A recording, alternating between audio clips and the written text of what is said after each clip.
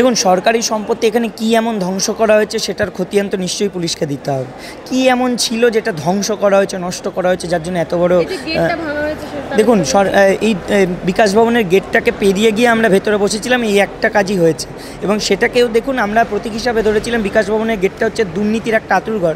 যে দপ্তর দুর্নীতি করলো সেই দপ্তরের একটা বাধা, সেই বাধাটা পেরিয়ে ভেতরে গেছিলাম শুধুমাত্র ন্যায় বিচারের আশাতে, যে ভেতরে গিয়ে যারা দুর্নীতি করেছে তারা তাদের অফিসটাকে সাজিয়ে রেখেছে, আর আমরা বাইরে রাস্তায় দিনের পর দিন পচে মরছি আমাদের ন্যায় বিচারের দাবিতে, তারা কোনো ভ্রুক্ষেপ করছে না। এইটুকুই তো আন্দোলন গড়ে তুলেছিলাম আমরা। সেটার জন্য এত বড় কেস যদি দিতে হয় তাহলে ওনারা ওনাদের প্রোটোকল মেনে চলবেন, আমরা লয়ারদের পরামর্শে চলব।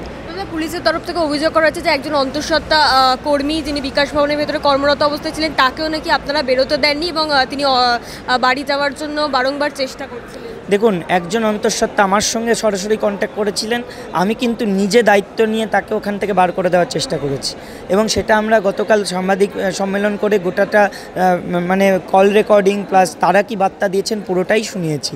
তারপরেও যদি অন্য কেউ থেকে থাকেন তাহলে তারাও যদি জানাতেন কোনোভাবে, আমি যদি জানতে পারতাম বা অন্যরাও জানতে পারত, এটা কোনো দিন হতো না। নিশ্চয়ই ভেতরে যারা আছেন তারা সেই অবহেলাটা করেছেন, তারা সেই জানানোর প্রয়োজনটাও বোধ করেননি। সেই জন্যে এখন ভেতরে কে কী অবস্থায় আছে, কতজন আছে, আমরা তো এটা জানার আমাদের কোনো জায়গা নেই। আমাদেরকে কেউ বললে তখন আমরা জানতে পারবো। একজন এটাও দেখেছেন, একজন বৃদ্ধ তিনি বলেছেন ওষুধ লাগবে, সেই ওষুধও আমরা বাইরে থেকে কিনে এনে দিয়েছি। তাহলে অসহযোগিতার কোনো জায়গায় ছিল না, শুধু আমাদের জানানোটা প্রয়োজন ছিল। দাদা, মেয়র ফিরহাদ হাকিম বলছেন যে এভাবে এখানে আন্দোলন করলে তো সুপ্রিম কোর্টের রায় চেঞ্জ হয়ে যাবে না, তাই এটা সম্পূর্ণটা একটা নাটক চলছে। দেখুন, সুপ্রিম কোর্টের লড়াই সুপ্রিম কোর্টে চলবে, এটা আইনি লড়াই একদম ঠিক। কিন্তু এই আইনি লড়াই লড়ার জন্য যা যা প্রয়োজন, এই আইনি লড়াই জেতার জন্য যা যা প্রয়োজন, সেটা কিন্তু রাজ্য সরকার কমিশনকে দিতে হবে, শিক্ষা দপ্তরকে দিতে হবে, প্রোভাইড করতে হবে। আর তার জন্য আমরা দিনের পর দিন দেখেছি তাদের অবহেলা। তারা কিন্তু বিনা আন্দোলনে কোনো কিছু করেনি। তাহলে রাস্তার আন্দোলন ছাড়া যে কোনো কিছু হয় না, এটা কিন্তু পশ্চিমবঙ্গ এবং দেশের আপামর জনগণ জানে। আমাদের চাকরিটাও পেতে হয়েছিল আন্দোলন করে, প্রতিটা পদক্ষেপে। সেই জায়গায় এখন চাকরি বাঁচাতেও হচ্ছে আন্দোলন করে। তাই আমাদের আন্দোলনে নামতে হচ্ছে। এটা আমাদের শখের জায়গা বা ইচ্ছা করে নয়, আমাদের ন্যায় বিচারের দাবিতে যা যা প্রয়োজন সেটার জন্য নামতে হয়েছে। উনি বলছেন নাটক করছেন, নাটক তো উনি করছেন, কারণ ওনার সরকার বা ওনার কমিশন বা ওনার দপ্তর যদি নাটক না করতেন, আজকে যদি সব তথ্য সঠিক সময়ে দিয়ে দিতেন, লড়াইটা সঠিক সময়ে করতেন, তাহলে এত দূর আমাদের আসতে হতো না।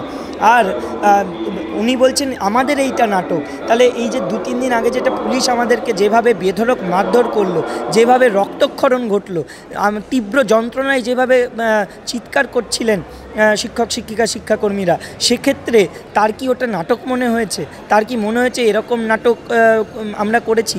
তাহলে সবথেকে ভালো হয় ওনার গায়ে যদি এরকম একটা আঘাত পড়ে, ওনার যদি এরকম রক্তক্ষরণ হয়, যেদিন ওনার হাড়গোড় ভেঙে যাবে সেদিন তো লোকে তাহলে হাততালি দিয়ে বলবে উনি নাটক করছেন, তখন ওনার ভালো লাগবে তো এরকম কথাগুলো শুনতে। সব্যসাচী দত্ত এখানে আসাতে ফিরহাদ হাকিম বলছেন যে নাকি এখানকার স্থানীয় মানুষের অসুবিধা হচ্ছে, আপনারা আন্দোলন করছেন বলে তারা নাকি প্রতিবাদ জানাচ্ছে, সেই কারণে সব্যসাচী দত্ত এখানে এসেছে। আমরা এখানে প্রতিবাদ জানাচ্ছি আমাদের ন্যায্য অধিকারের দাবিতে। আচ্ছা বলুন তো, বিগত দিনে তো এই যারা বলছেন তারাও তো আন্দোলনে নেমেছেন, তারাও তো কোনো না কোনো দিন ধর্ম। আপনারা কি এখানকার কোনো স্থানীয়দের আপত্তি জানাতে দেখেছেন এখন? না, আমাদের কাছে কোনো স্থানীয় কেউ আসেনি আপত্তি জানাতে, বরং স্থানীয় অনেকেই এসেছেন তারা আমাদের আন্দোলনকে সমর্থন করতে, তারা যোগ্যদের পাশে থাকার জন্য এসেছেন। এমনকি এটাও অনেকে বলে গেছেন, এখানকার স্থানীয় প্রচুর লোকজন, যে আপনাদের যা যা দরকার আমাদেরকে বলবেন, আমরা আপনাদের হেল্প করতে রাজি আছি। আরেকটা বিষয় হলো, রাজ্যের শিশু সুরক্ষা কমিশন থেকে একটা মামলা করা হয়েছে, শতপ্রণোদিত মামলা, যে এখানে কেন শিশুরা প্ল্যাকার্ড হাতে স্লোগান দিচ্ছিল। দেখুন, প্রথমত কয়েকদিন ধরে আমরা এখানে ক্লাসরুমের ব্যবস্থা করছি, আশপাশের অনেক শিশুদেরকে আমরা এখানে নিয়ে আসি নিজেদের দায়িত্বে, তাদের অভিভাবকরাও আসেন এবং সাথে তাদেরকে পড়াশোনা করানো হয়, বিভিন্ন বিষয়ের পাঠদান করা হয়, নীতিগত শিক্ষা প্রদান করা হয়, সাথে তাদের কিছু সরঞ্জামও দেওয়া হয় শিক্ষা পাঠদানের অঙ্গ হিসাবে।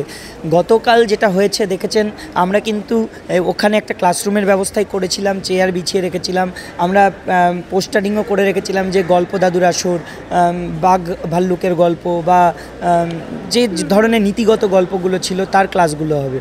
এখন প্ল্যাকার্ড হাতে কেন এসেছে, কেন স্লোগান দিয়েছে, এগুলো আমাদের জানা নেই।